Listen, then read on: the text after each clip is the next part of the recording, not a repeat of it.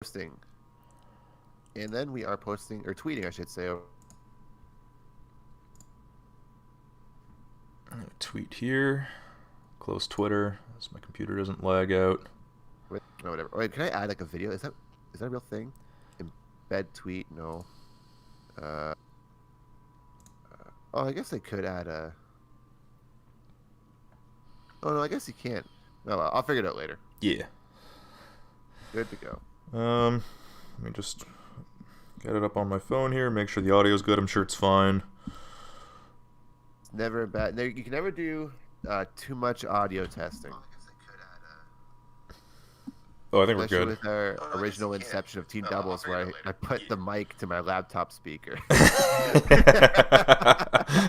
I forgot about that. Oh man, that was so bad. Do we have those old podcasts somewhere? I'm sure they're on my old laptop. Oh man, we should dig those up. That would be funny. Oh. It all led to this. All led to this. Well, I think we're good, so let's get started. Hey everyone, happy Friday. Welcome to Follow My Tracers. I'm one of your hosts, Figure 9, aka Tony, and today I am joined by the man, Jim. What's up? The man? Shit. Well, it's been a good week, I'll say that. That's all I'll say for now. I'll get into it later, but it's been a good week, and I'm feeling good. Very good. Very good. Very good. We are missing Harley. He's killing a project right now, so best of luck, Harley. Kill that project. If you're listening, Harley, we are with you. we are. I hope you're not listening though, because you don't need us distracting you. But yes, I hope you're doing well. Maybe he has it on in the background. I'm the kind of guy where, like, if I'm working on something, it really helps if I have like music or a podcast on in the background. What about you? Yeah, I guess I'm the same way. I get distracted very easily. Like I've learned with folding laundry to not put on Kiss concerts, because what should take realistically like 20 to 25 minutes takes over an hour. Yeah, so that's kind of too long for laundry. I get distracted. I can't help it. Fair. I don't know. I'm the kind of guy with laundry, man. I gotta fold it like all at once. I'm like visibly angry when I'm folding laundry because I just want it to be done, you know. So like I just plow through it. But I usually have something on in the background. Gotta do it. Gotta fold laundry. Adulting. So what have you been playing this week, man? We haven't really gamed at all this week. I guess we played a bit of Fortnite, but yeah, go ahead. Yeah, that was what? That was was that Tuesday or Wednesday? Whatever. It was Tuesday or Wednesday. Yeah. But I haven't played it all after that, so I might have to get into that later. But no. So this week, as you can see, if you're watching the live stream, or the live broadcast, I should say, I was playing a bit of Torchlight this week. This was recorded last night. But for the most part this week, the big thing for me was I really wanted to get into Fortnite because of the event and like the new season kickoff. It's always exciting, whether, as much as I don't care for COD's Battle Pass, I'm always excited to see what new seasons bring for these like games as a service game type of deals. Yeah. Or these freemium, I guess you could call it. But anyway, so that was exciting because I really dig, and I really dig what they're doing with the new season, which we'll get into later. But I'm really happy with that. Especially since it's such like it's different from the past few seasons, which I can really appreciate. It's not like, we had the Marvel season, and then that went into this that went into the bounty hunter stuff, right? Yeah, that went into the bounty hunter season. Yeah. So then before the Marvel one, we had the summer season. Yep. I believe it was. Yeah, because the map flooded. Remember? And then before that was the Spies one. So like the last like 4 seasons have been like pretty different, which is nice. And this kind of continues that. We'll get into it later. I kind of played some more Battlefield, not too much, but I think Sunday or Monday I played a couple matches. I'm continuously surprised by how much I'm playing Battlefield 5 again, because I thought I'd put that game down for good until like a week or two ago when we started talking about it, and now I'm like I'll buy the shirt if I see it type of guy now. So I'm really happy with Battlefield 5. The multiplayer side, I have not tried the single player yet, but I kind of have. It's been so long. But the one thing this week that I'm really happy I started playing, and it mostly stemmed from excitement with this Bethesda deal in Microsoft. I started playing Wolfenstein 2, because I had beaten the old blood. which is the prequel to the New Order, which came out first. But anyway, so I beat the Old Blood, then went right into the New Order last year, and then I kind of put it down for a bit to get the other stuff. But this Bethesda stuff kind of got me excited, and then when the deal was final this month, I'm just really excited. I started playing Fallout 76. I played some of that too this week.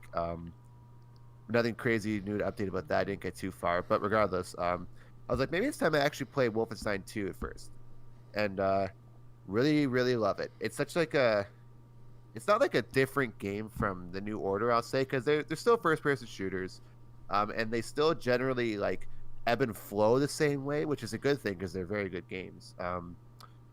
But it's got, and I'm not going to spoil it because I know you want to get into it, and for anyone who wants to play it, I will not spoil it, but it's got such a cool opening level, and I wasn't expecting it in the best way. But like the shooting mechanics, they already feel tightened up. The HUD's a little different too. It's a little more cleaned up. It looks I think it looks a lot nicer, even though there's not a whole lot of changes to it. But I'm just excited to see like what this game holds, because I'm already like super into the story, and I've only played it for like an hour. So I think that's a good sign. But that's enough about what I've been playing. What have you been playing this week? Yeah, I mean, off stream, I haven't played much. We played some Fortnite. I played a bit of that with the new season. Aside from that, off stream, I haven't really played anything. So on stream, I've been playing. I played a little bit of MCC one night, just some Halo 3 online. That was okay. And then you can't go wrong with Halo 3, obviously. And then never. And then I've been playing Final Fantasy X, continuing that playthrough on stream. So we got to the part in the game where you can start playing Blitzball. Do you remember that, Jim? No, it's been a long time since I've played Final Fantasy X, but I do remember Blitzball pretty well. Yeah, that's the underwater water polo football game that they have. It's baked into Final Fantasy X, and it's actually like a fully fledged like league and tournament system, and there's good rewards for it if you actually go through it. So you can get Waka, who's one of the characters. He's like the blitzball player on your team. Aside from Titus, you can get his ultimate weapon by winning the tournaments and stuff. So it's actually good to play it. So I've been playing a lot of blitzball on stream, and that's been a lot of fun. I'm probably going to keep going through that. I'm starting to get pretty good at it. On stream yesterday, I got some tips from people who are actually good at it. I'm like, wow, people still play blitzball. They do.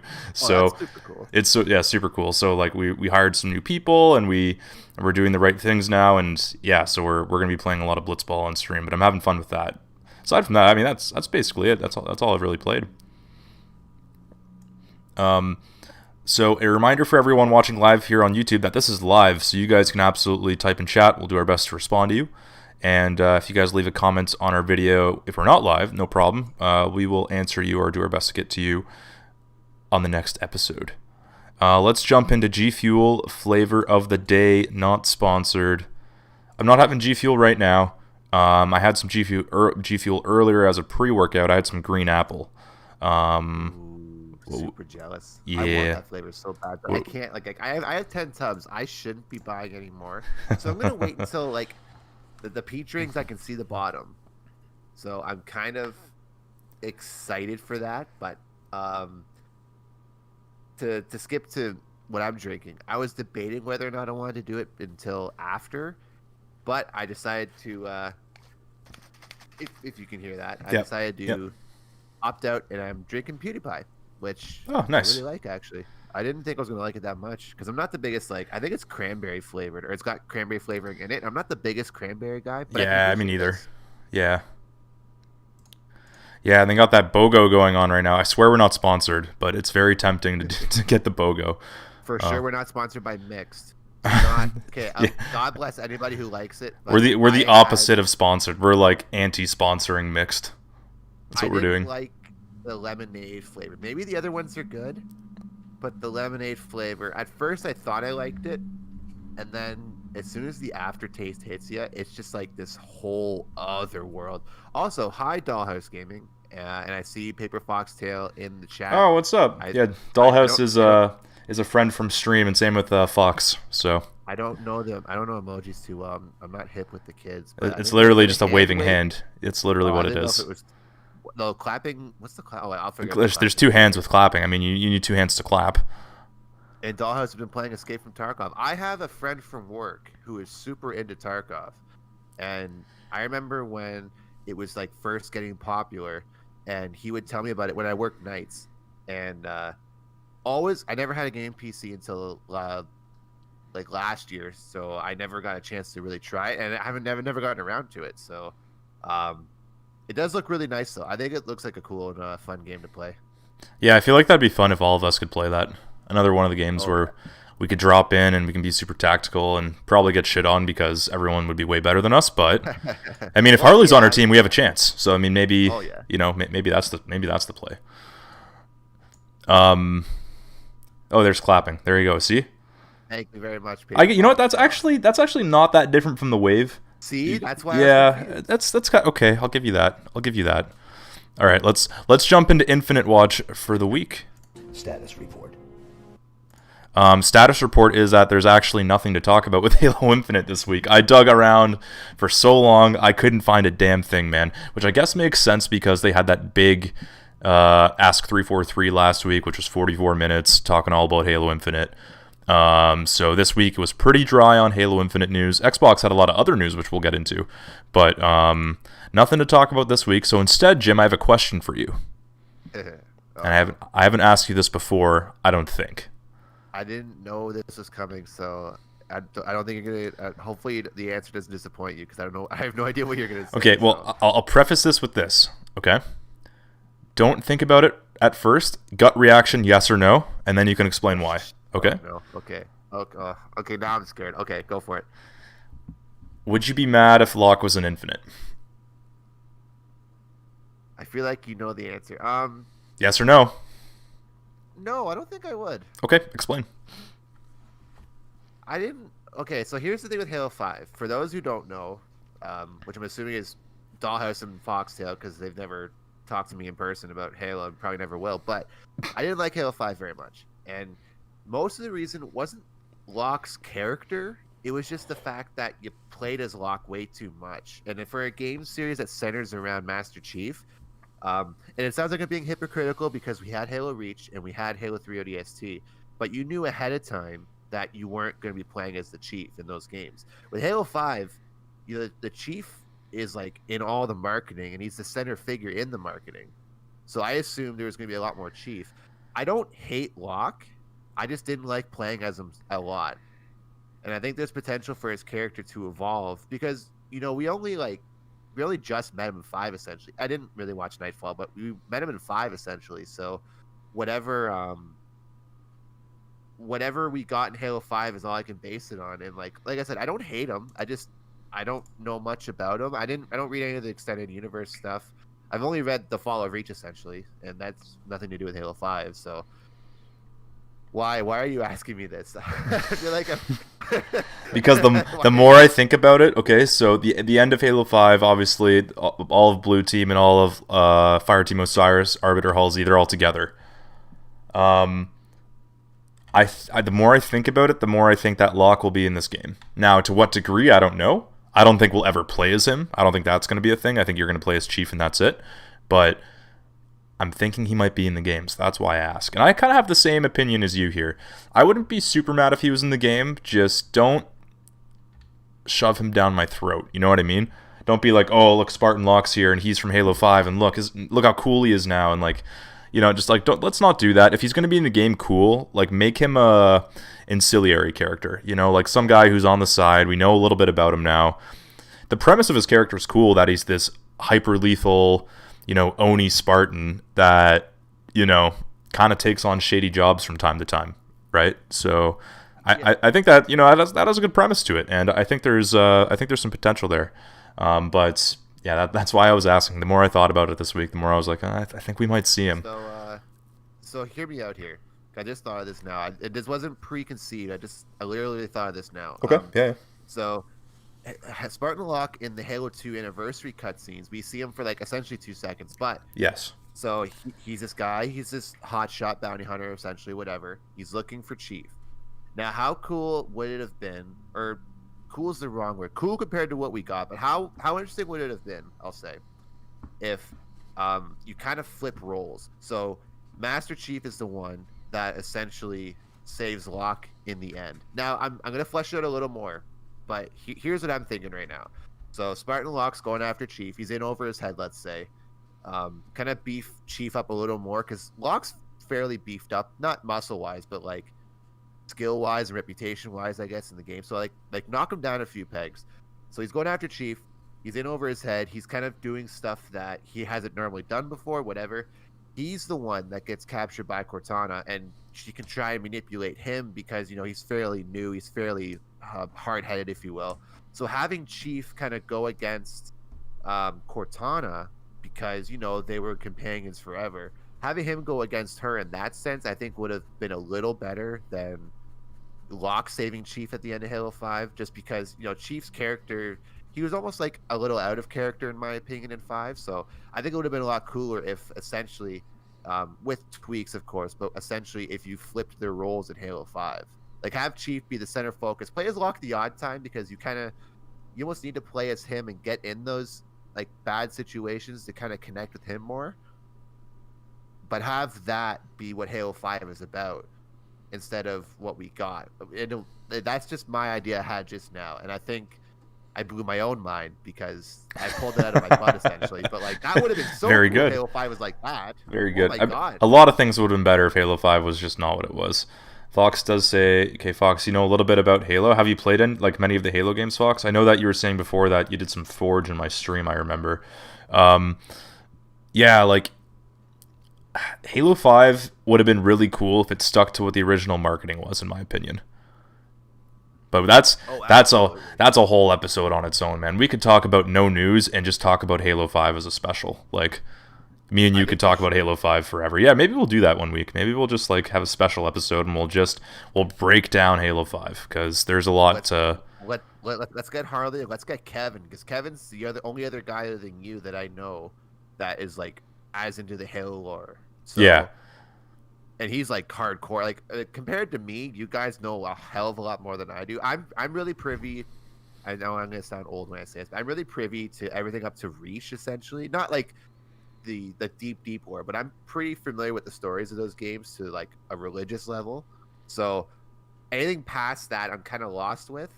So I essentially went through for 3 took over, which isn't a bad thing, whatever. But I think you guys have a better understanding of everything around Halo 5 than I would, or in terms of like the extra material, I'll say. But yeah, that's fair. I think that's a good idea. Mostly Reach and a bit of 5. Okay, Fox. Yeah, I mean Reach was a great game. 5, great multiplayer. The campaign is what we're talking about. Not great in 5, unfortunately. But there's cool ideas, just definitely not executed very well at all. Big letdown. That's why the hype for Infinite is so high, because they really need to fix everything they got wrong. They got to prove that they can make a good Halo game again. A good complete Halo game, I'll say. So let's stop talking about Halo, because there was actually no Infinite news this week, so I just had that question. So let's get into some news and current events.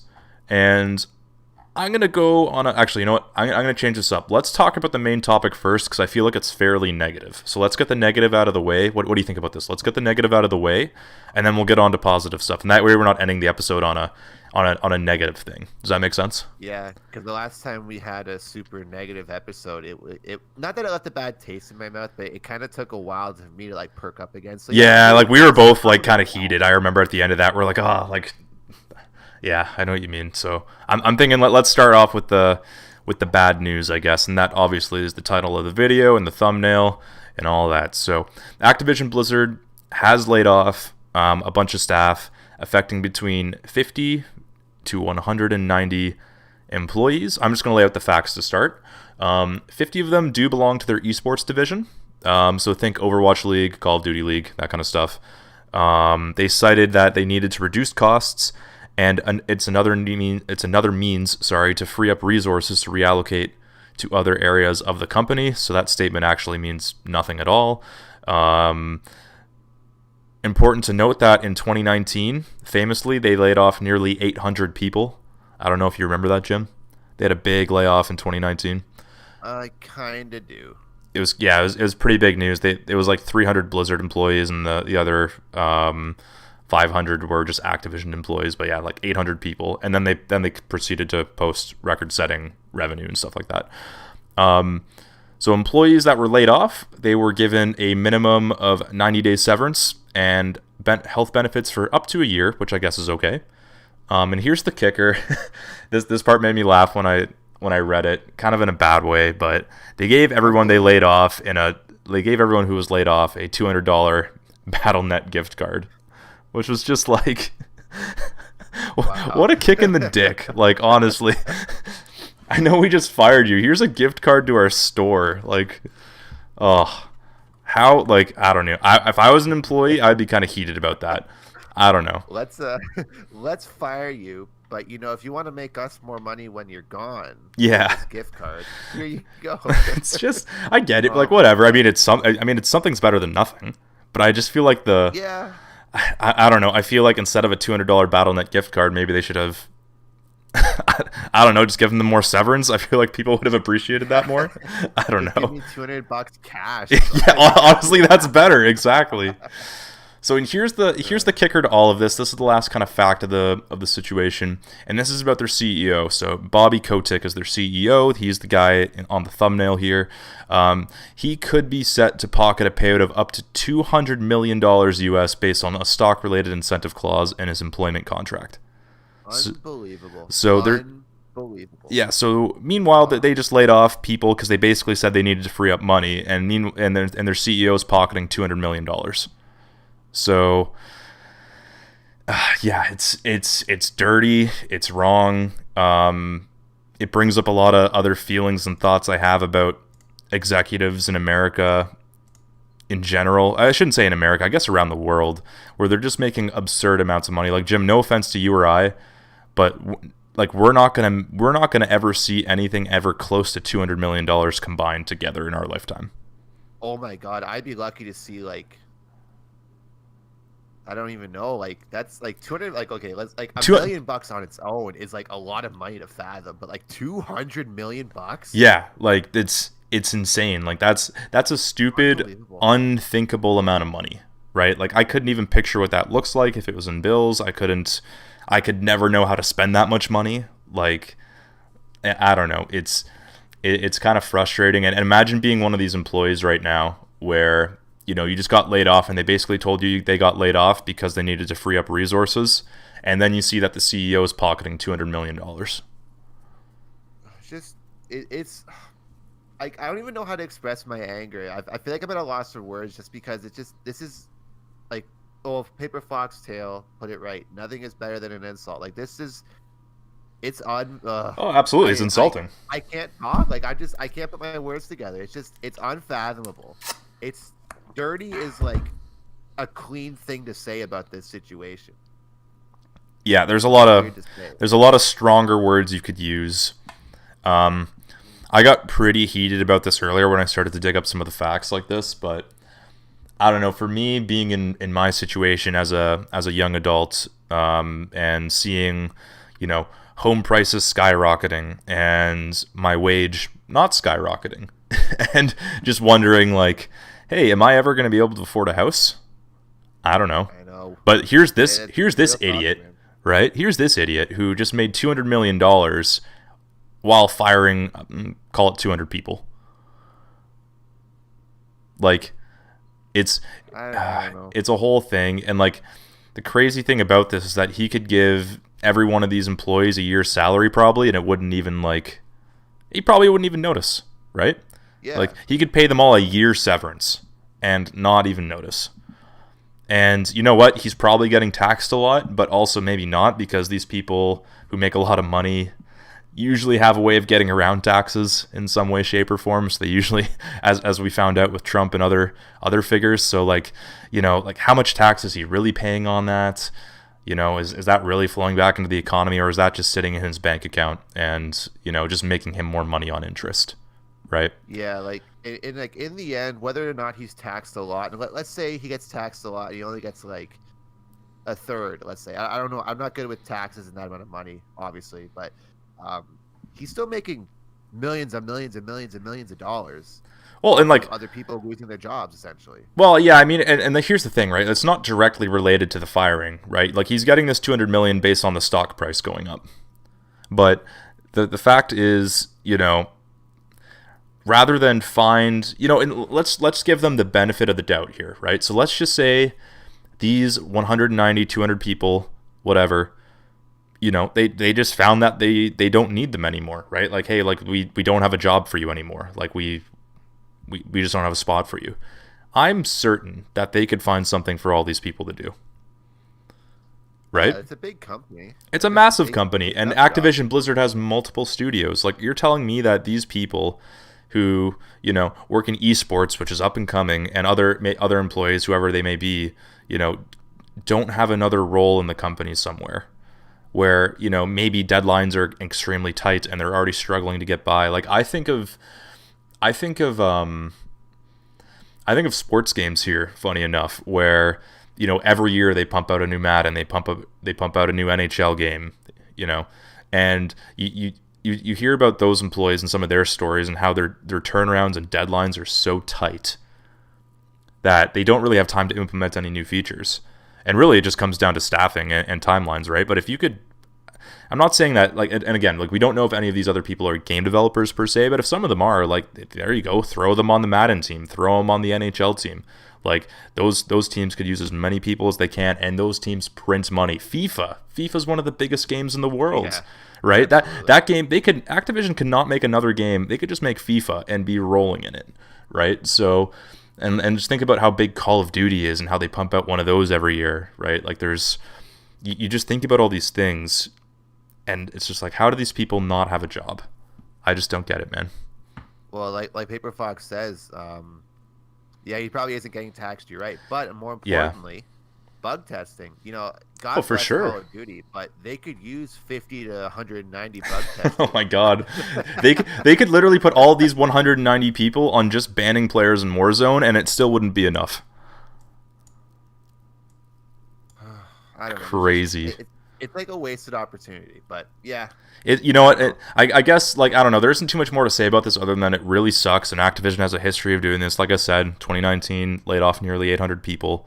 Their CEOs are making way too much money, and this is not an anomaly. This is kind of across the board in a lot of different industries and areas where, the people at the top are just making way too much unfathomable amounts of money, and really the wealth gap, is just widening, and we can see that. So it really sucks. I hope that these people land on their feet somehow, whether other companies scoop them up. Sometimes you hear about good stories like that. Like last week with Bethesda. Remember we were talking about Roundhouse Studios and how their old studio got shut down, and Bethesda literally just hired everybody who got fired when the studio shut down and made a new studio. Like sometimes, there could be a good thing that comes from a bad thing, right? So hopefully that's the case. Hopefully these people land on their feet. Esports is booming, so I hope that at least the 50 that we know about that work in esports can find a job somewhere else, and just hoping the best for them, and hopefully Activision smartens up, but we know that they're not going to. I mean, like, I hear that CD Projekt Red could use 190. Oh no. Oh, they could. It would be a good thing, though. It'd be a good thing. Well, exactly. Could be a good thing, right? Could be good. Speaking of CD Projekt Red, that's a good segue. So I shouldn't say Cyberpunk. So CD Projekt Red, today they outlined some patch stuff happening, right, Jim? Yeah, and it's really weird. If you look at the actual, because like I read it on games article, like gaming websites and articles outlining, essentially what the actual update was, because if you go to CD Projekt Red's website, it's a really weird, confusing. It's like a mix of they're combining in-game lore with their patch notes update, so it's kind of weird to read through, and it's almost kind of confusing because the first time I was reading through the actual what do you call it, like the blog post, I kind of got lost. I was like, I don't really know what's going on, to be honest. So I went through the searched other websites, and I got what website is this? It's PlayStation PSU, so whatever that means. PlayStation U. But anyway, so I had to go to this website to actually break down what the patch notes are. So patch 1.2, I believe was the one that was delayed because of the cyber attack. Yes. So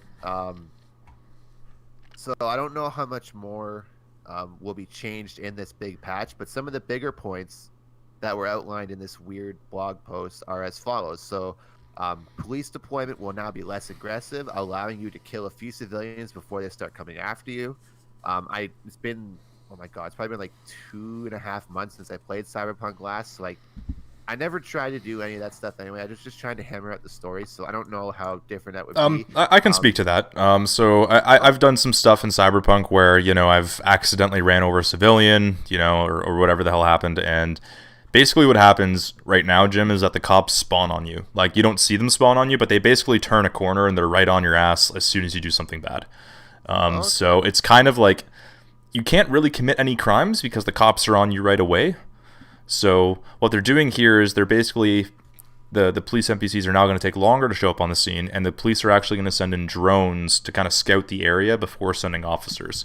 So like if you commit a crime, you'll see a drone kind of fly over top of you, and they'll be scanning the situation before the cops arrive. Which I think that's probably something they wanted to do before the game launched, and they just didn't have time. So, which I guess is good because now, you know, I guess the last time we were super negative, yeah, in Paper Fox Trail, absolutely right. Speaking of bug testing, yeah, I know.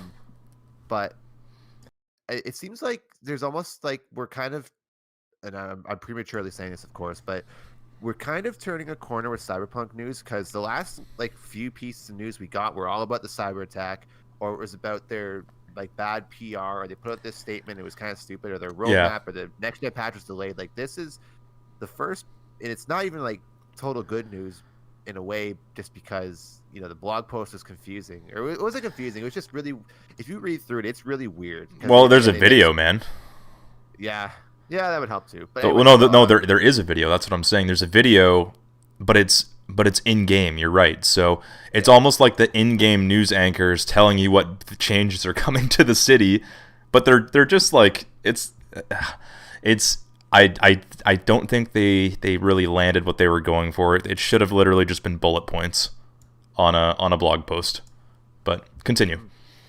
So, pardon me.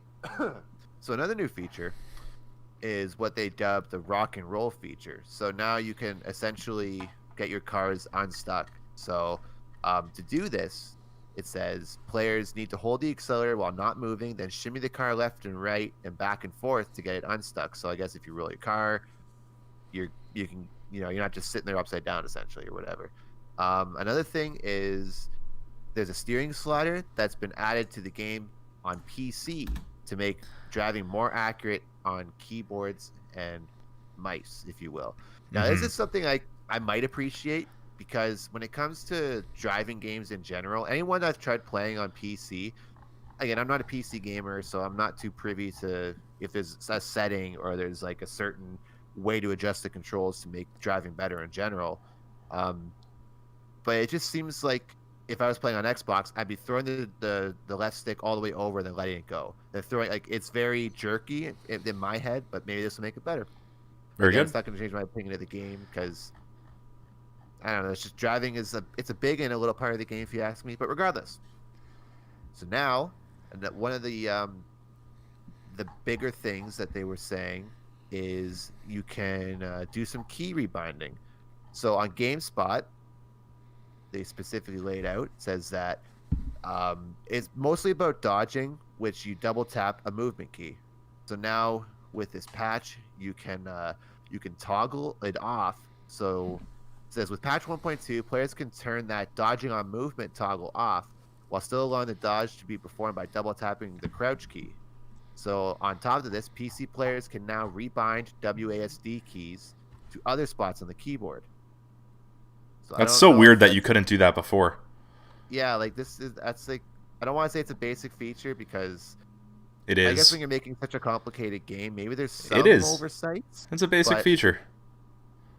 I'm trying to give them the benefit of the doubt, but yeah. No, they're CD Projekt Red. They're not an indie developer. No benefit of the doubt here. Like, how could you not just rebind your controls? Like, that's just basic, man. So yeah, I'm holding on to this. Like, I want this game to be good. I want it. You know, it's never going to do it, but I want it to outdo Deus Ex. Just outdo, and I'm going to ignore Human Revolution and Mankind Divided, like the two newest ones. Outdo the first one. The first Deus Ex is still better than Cyberpunk.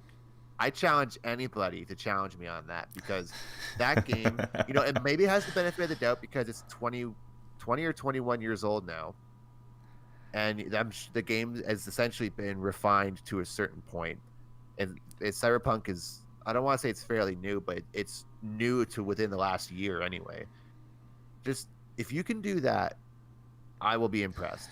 Because the first one is so deep and so detailed that Cyberpunk should have been able to outdo it, because it's had, it's clearly inspired by it. And it's had all these years to build on systems that game essentially started. Like, the other games came before, I'm sure, did other stuff. But that was the first, like, big one that perfected what it was trying to do. And I want Cyberpunk to be that. But it's not that. And it's probably not going to be that for a long time, which is upsetting. This is a step in the right direction. But this, like, the cops thing, I can maybe understand. No, I think you're right. I feel like I'm always apologizing for it, but this game just needs to work. It needs to be perfected, or at least as perfect as you can be. It needs to be, and just go back to Halo 5, it needs to be what you marketed, and like, it's getting there, but it's at like a snail's pace, and I'm starting to lose like my patience and my interest, which sucks. There's part of me that'll always be interested because I love those kinds of games, and I love the setting. And the story up to what I played, I really liked it. But this game needs to, kind of get along a little faster now. Yeah, absolutely, man. I'm in the same boat as you. I've put Cyberpunk down for the time being. I will pick it back up when the next gen patch comes out, whenever that is. Probably going to be end of this year. Maybe that'll get delayed too, though. Who knows? But I'm just waiting at this point. The game came out too early, and that's where I'm at with it. So these patch notes where they're outlining these, in my mind, very minor things. They're like, oh, we're adding this police thing, and oh, like, we're doing this and that. I'm like, I don't care. Like, this doesn't mean anything to me. When is the game going to be what it should have been? That's what I want to know. Because these add-ons that we're talking about, that's not changing Cyberpunk. No, the game is still like fundamentally broken's the wrong way to put it, but broken's kind of the way to put it still. Like, it's not like it's just not complete. It's just not complete. That's all it is. It's not. Yeah. They said it was content complete, but part of me doubts that, because I don't know. There's almost like way too many bugs for it. Like, content complete, I get doesn't mean the game's not glitchy or the game's not buggy, but I just wish this game came out better. I wish that there wasn't so much controversy around it. Like, if this game came out and there wasn't as much hype behind it, and it came out the way it was, how do you think this game would have been received? Would it have been received just as bad, I guess you could say? Or you think there would have been a little bit lighter? Because people were like, calling for their heads essentially when this came out. Well, yeah, this is the most this was the most hyped game in video game history. Like, without a doubt, this thing had such a long runway of like 10 years of this game being made.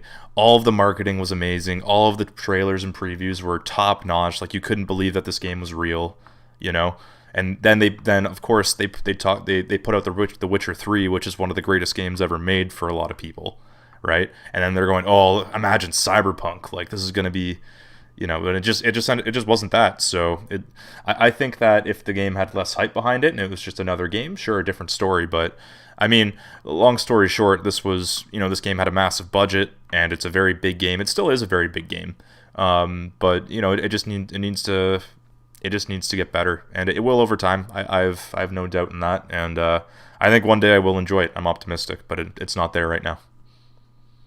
Yeah, I'm in the same boat. I'm always cautiously optimistic. Like, I was super like hyped before, but yeah, I'm kind of just tiptoeing with it now. Like, I'm kind of walking on eggshells around it. There's lots of other games to play. Yeah, well, in my case, I got a stupid amount of games. That's not the point of this episode. I know I have a lot of games to beat. I'm never gonna beat them all, but I've cracked down a list of stuff I want to beat, and hopefully, in like the next 20 years, I can beat them all. So that the next 20 years, I like that timeline. I'll get my kids to start playing games for me. Just tell me what happens. Oh, dang! There you go. I hope, anyway. Yeah, they can just play and you can just watch. Yeah, there you go. Yeah. So I think, are we done with Cyberpunk? Anything else you want to talk about?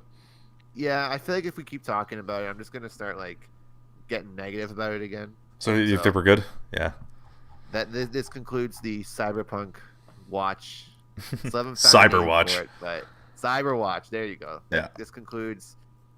Hopefully next week we get some more positive news and not, another lawsuit or whatever. But yeah, let's move on.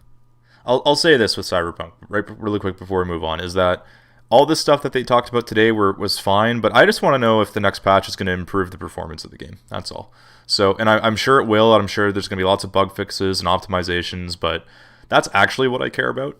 So, yeah. And hopefully we'll get that. But moving on from Cyberpunk, speaking of lots of games to play, let's talk about Xbox Game Pass for a bit, man. So obviously, Game Pass had a massive week, and Xbox had a massive week last week, where with the Bethesda deal closing and 20 Bethesda games coming to Game Pass and all the exclusive talk and all that, Xbox owned the week last week, and this week they kind of just kept it going on a different degree. But let's talk about Game Pass really quick. So they're putting out another 12 games onto Game Pass, I think, if I counted that correctly, that we got confirmed this week. So the big one, or one of the big ones I should say, is Outriders, which has been confirmed day one for Xbox Game Pass on cloud and console. And Outriders is coming out April 1st, I believe. It's the kind of looter shooter from Square Enix. It has a free demo right now. This is the perfect example of a game for me that I probably would never have purchased, because I'm like, do I really want to spend $80 plus tax Canadian for this game? Probably not. But now that it's on Game Pass, I'm going to try it, man. I don't know about you. Like, I'll give it a go. I don't really know much about it, but yeah, if it's...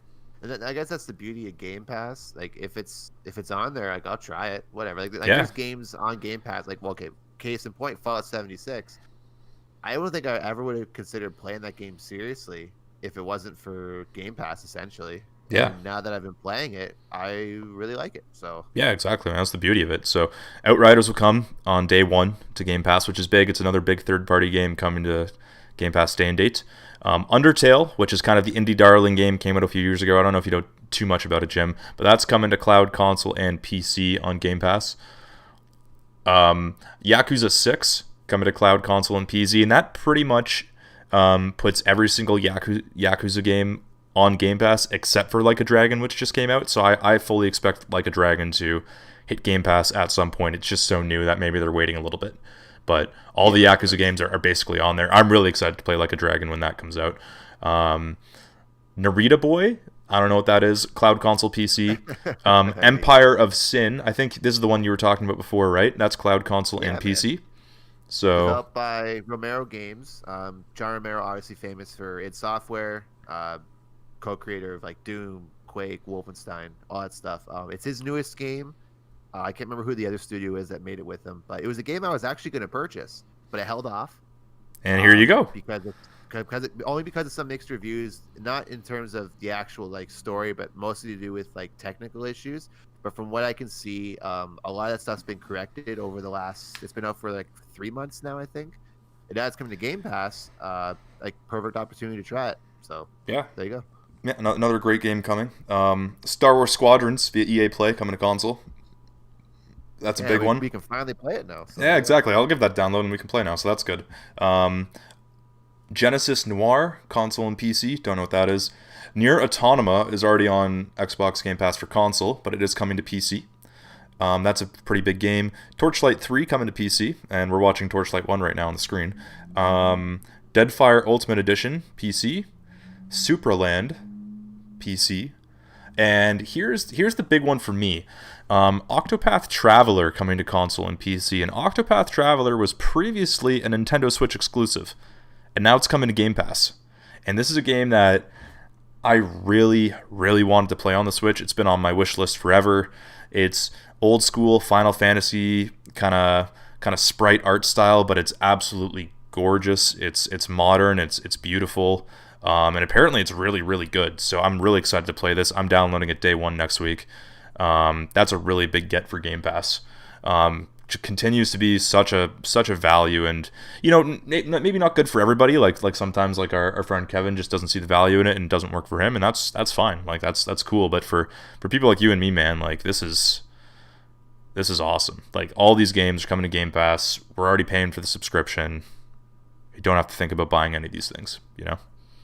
Yeah, it's nice. I don't know, like for a guy that, well, me specifically, I buy a lot of games, like, or I did, and not in, like the last little bit I haven't, but um, I always tell myself like when I got the Xbox One, I was like, you know what, I'm just gonna stick to a few for now.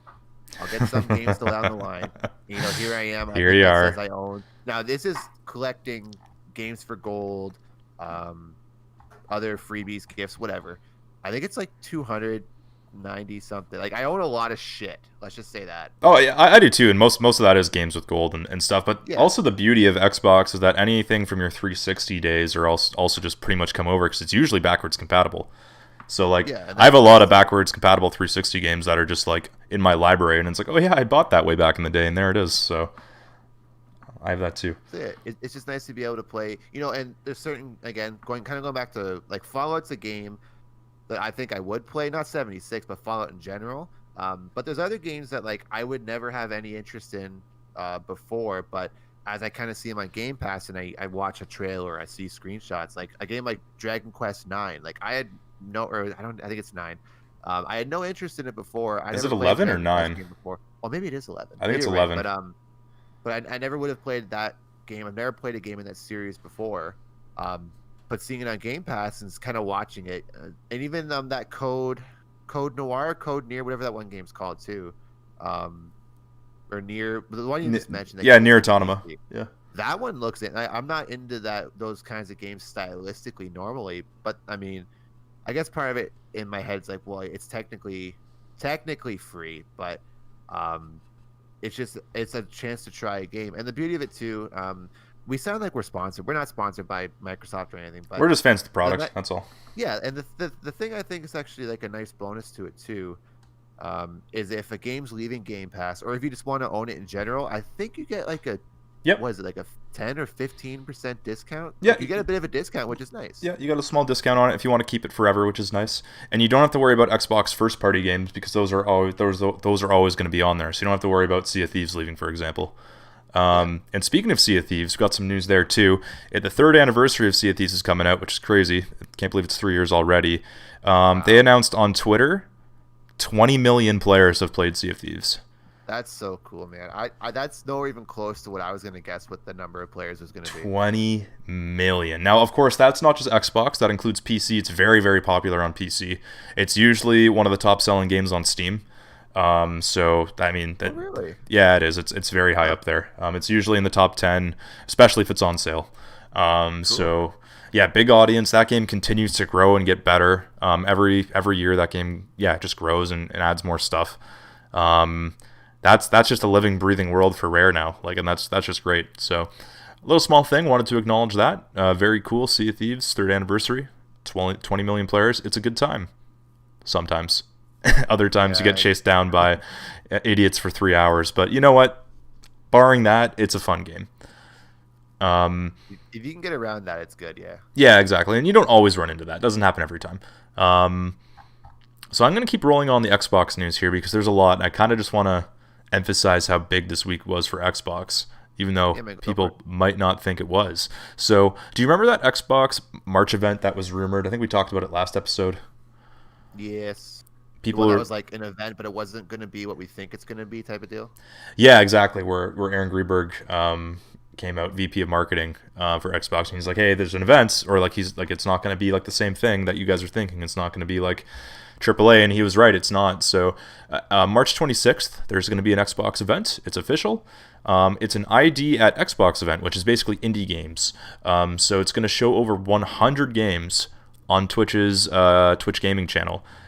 So don't know how long it's going to be, but it's going to feature trailers from previously announced titles like Stalker 2, The Ascent, Second Extinction, and more. And if you remember those games I just said, those games were actually in the July Xbox Next Gen showcase, right? Like Stalker 2 was in there, Ascent, Second Extinction, those were all there, right? So kind of cool to see these games being shown again at an Xbox event. And they're also going to have announcements about indie titles coming to Xbox and Xbox Game Pass in the future. So a cool little event, over 100 games, kind of crazy. I find that a lot of these indie games don't end up grabbing me, really, but sometimes there's a gem in there, and I'm hoping that that'll be the case. And from what I'm reading from some insiders, that there's going to be some really cool games there. So I hope that to cut you off for a second. no, There's you're a good. game You're good. that got announced. I think it's got to be a year and a half, 2 years ago, maybe even. Because I think it was the E3 that you, Harley, and I watched at this, like all at the same time. We Yeah. were talking about it. There's a game that got shown. I believe it's called 13 Minutes. So it Yes. has Yeah. Yeah. the voice talents of Daisy Ridley, of course, from Star Wars, and oh god, the Orient Express. I can't remember what the Mystery of the Murder on the Orient Express. That's what it's called. Other things too. Also has James McAvoy, obviously another film actor. I think the third voice is Willem Dafoe. I could be wrong on that, but regardless, that game's been kind of, just kind of in the background. There hasn't been a whole lot of like big. Now I haven't looked it up today, granted, but there hasn't been a whole lot of like updates on it. Yeah, you're right. So You're I don't right. really know. Like it's still coming out. I think it's this year that says it's coming out, but just it's a matter of when and if they show it. Mostly I got hyped for that game because A, it's Daisy Ridley from Star Wars, and Star Wars is like, it's like religion for me. But B, it just looks really cool and different. And I think the thing with indie games, and I find this too, I'm kind of in the same boat as you. Like, indie games don't really grab me most of the time. Like we've played indie games over the years. We played Castle Miner Z. We played I made a game with zombies in it. And like just like stuff that's like kind of stupid. Like it's very like dumb stuff. You know what I mean? But Yeah. there's nothing. It hasn't been an indie game in the last little while that I've been like Well, crazy about. that's So, not true. I mean, think about it. Phasmophobia is indie. well, okay, I'm talking in the Xbox perspective. I Yeah. didn't think Yeah. about PC. So yeah, I guess yeah. So Phasmophobia was like the last one, and I guess Devoured to a certain Yeah. extent, Devour too. Yeah. like Yeah. that really grabbed me. So I'm kind of hoping on the Xbox side of things. Because I remember the old Xbox 360 store, the indie page. I would go through it all the time. Like I think I bought a lot of indie games on my 360. So Well, yeah, they were I don't like really 50 buy. cents or a buck. It's cheap. Yeah, and like that's good. And like I don't think I've really bought many, if any, indie games I can think of off the top of my head on Xbox yet. So we'll have to see. I might even tune into this event just to see if 13 minutes is in there in general. But yeah, so yeah, that's my 2 cents. Very good. Very good. Lots of games. Hopefully, we see some cool stuff. Continuing on the Xbox train, the Avengers Next Gen patch, we got some details on that, and it's showing pretty big improvements on both consoles, on the PS5 and the Series X and S, but especially on Xbox, on the Series X. So in terms of just performance over the PS5, the Xbox has a 59% performance boost over it in terms of graphical output, which is huge. That's a big performance boost. That's just in terms of resolution, pushing pixels.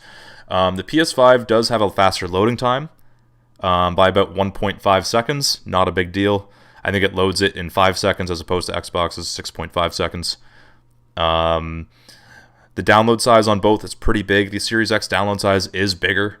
They also showed a roadmap for the game, multiple large content drops. I don't know about you. I still don't care at all about Avengers. If it comes to Game Pass, I might play it, but I don't care. No, I'm kind of past the point of like I know we talked about. I think we said it before on the show. That, like if it does come to Game Pass, like yeah, like I'll try it, but there's no like I don't know. Maybe okay. This for two big reasons for me. One, I played the demo or the beta. I don't know what they were calling it. It wasn't to see if the game was good. I just wanted the Fortnite stuff. Yeah, me too. And in playing the game, I kind of found out like it was fine. It was fun. I used to play, like I had the Fantastic Four PS2 game, and that was a movie game. And like I've played other games like that. I guess you could say like Marvel Ultimate Alliance. I guess. Yeah, Is it's another one that's kind of kind like of this, kind right? of similar. Yeah.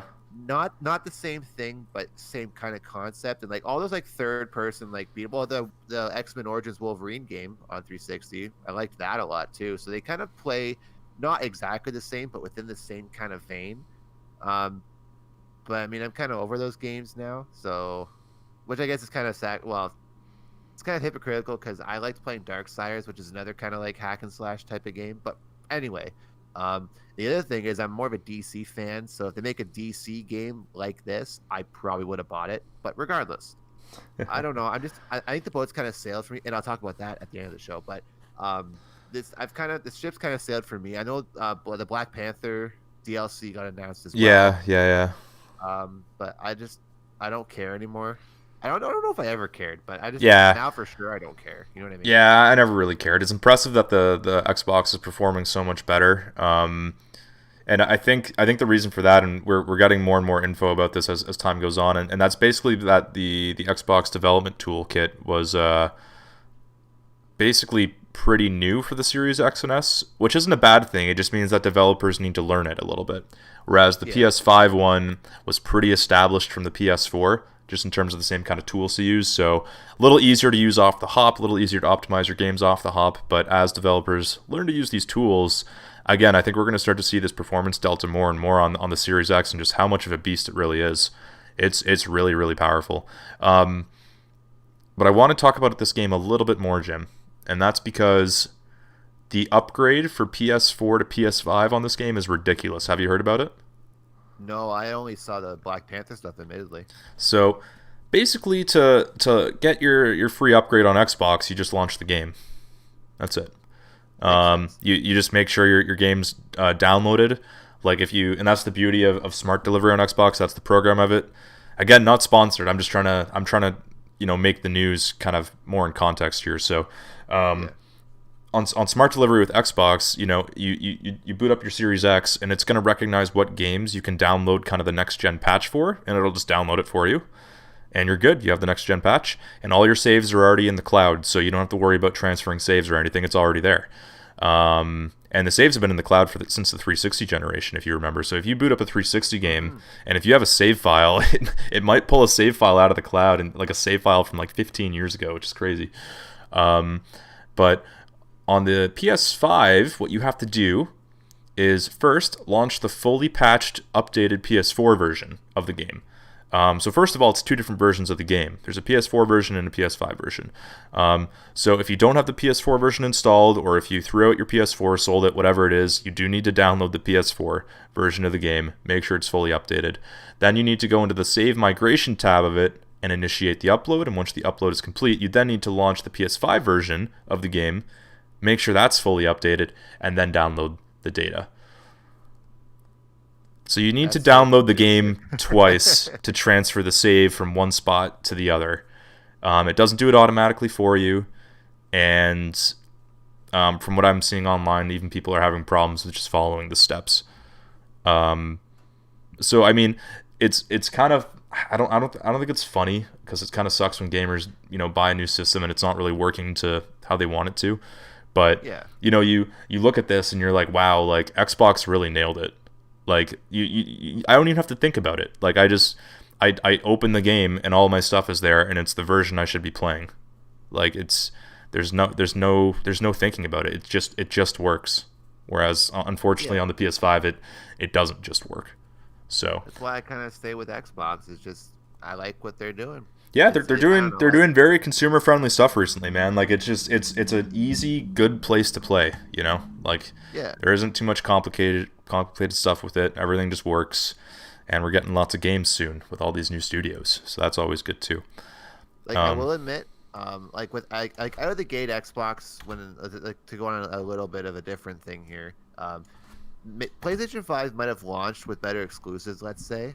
But I just think the Xbox, I think you can really deny that. Like, I kind of equate this to the games I play, like not specific console ones. Like what I'm trying to say is, I like games that give the player a lot of control, and it seems like, and they're very player friendly. I'll say, like games like Dishonored and Deus Ex, to go back to that, and I'll even say Cyberpunk to a certain extent. Like games that kind of let you choose and kind of give control to the player. I like that a lot. And it just seems like Xbox is just continuously just doing that, but in the console sense. You know what I mean? Exactly. Like I had a PS4 briefly, mostly just for Shadow of the Colossus, which is an excellent remake. But I've never liked the PlayStation UI. I'm sure it's less confusing to people that have always owned PlayStations, but like for me, I've always found it kind of confusing and cluttered, let's say. And just the fact that it's very complicated to get the next gen version of a game on that console in the Avengers situation, but with Xbox, it's just like they're handing it to the player. With PlayStation, you have to like go out and seek it, which I think they're two totally different situations. And I like the one that's easier, I guess more convenient. You could say better. And I'm not saying Xbox is more convenient than PlayStation, but in this situation, I think it's fair to say in this situation. Yeah, definitely fair in this situation. And like imagine that your average Joe who just likes playing the Avengers, he likes the movies a lot, and he has the PS4 version and he has a PS5 and he hears that he can upgrade. How do you even figure this out? Yeah. Like what do you? I don't know. It's needlessly. There's my stutter. It's needlessly complicated, but moving on from that. More Xbox news, again, because we're still going here. Lots of news on Xbox this week.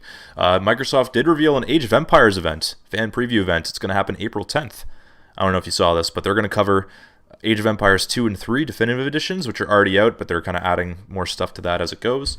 And they're also going to talk about Age of Empires 4, which has been in development for quite some time. It was announced back in 2017 at E3. We haven't really heard of the game since. It's being developed by Relic, which I don't know if you remember them. They made Company of Heroes, as well as the Dawn of War series, which I'm pretty fond of. So I'm pretty excited to hear about news on Age of Empires 4. I used to be a big RTS guy, StarCraft, Dawn of War, all that stuff. So I'm hoping that Age of Empires 4... I even played a good amount of Age of Empires 2, to be honest. But yeah, I'm hoping Age of Empires 4 is good. It's another Xbox game, or I guess you can call it Xbox game. That's just kind of under the radar, and you forget that it's being made. But yeah, they're totally making it. So Age of Empires event, April 10th, for those who are interested. Excuse me. More Xbox news. The Series X, more Series X and S news here. So they're getting a game suspended feature to help increase download speeds. So when you're running a game and you're downloading something at the same time on Xbox, and then you go to your queue, and it basically says like download speeds may be slower because you have a game open. Oh, I used to hate the days in the 360 when you'd be downloading a game, and if you played anything online, it would just stop your download. I used to hate that. Yeah, you couldn't at all on the 360, and on the Xbox One and Series X and S, if you're playing a game, your download speed does slow down considerably. Big time. In my case, it does. Big time. Yeah, it just does. So what they're doing here is they're adding a suspend feature. So basically, what you can do is suspend all any active software. So that could be an app or a game. And it'll increase your download speed. And the nice thing about this is that it puts your game in quick resume, which is one of the features on the system where you basically start the game and it basically flash memories to where you were and it loads up the game in a few seconds. So it's really good in terms of like you don't have to fully quit out of a game. Like say I'm playing, we'll say Cyberpunk is a bad example, but Cyberpunk. Say I'm playing Cyberpunk, and I want to download something. But I don't want to quit out of Cyberpunk. I kind of want to have the game in quick resume for me. So rather than having to quit the game completely, I can just suspend it, download my game, and then when I go back to Cyberpunk, it'll just start up in a few seconds. A very small quality of life thing, right? It's not massive news, but again, just like a nice little feature that you can do on Xbox. So that was pretty small news, but I wanted to talk about it. And I think that's all the Xbox news I have, except you have one thing about Xbox as well, kind of, sort of. And that's about EA Play landing on Game Pass for PC, right? Yeah, so we had EA Play on console for quite a while now. At least the last... Well, okay, I'm bad with dates. I think it was like November? Yeah, November, somewhere in there, I think. Something like that. Yeah. So anyway, so it wasn't on PC yet, and they always said it was coming soon, blah, blah, blah. But now we actually do. It started this week.